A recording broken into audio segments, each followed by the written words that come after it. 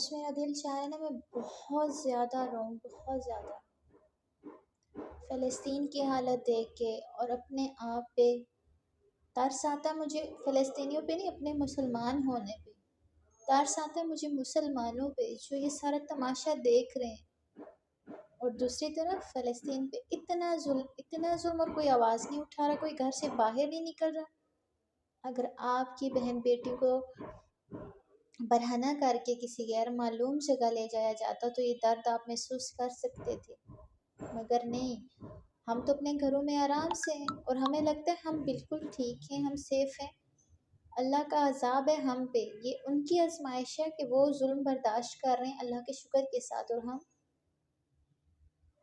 literally اپنے آپ کو مسلمان کہتے ہوئے بھی شرم آ رہی ہے،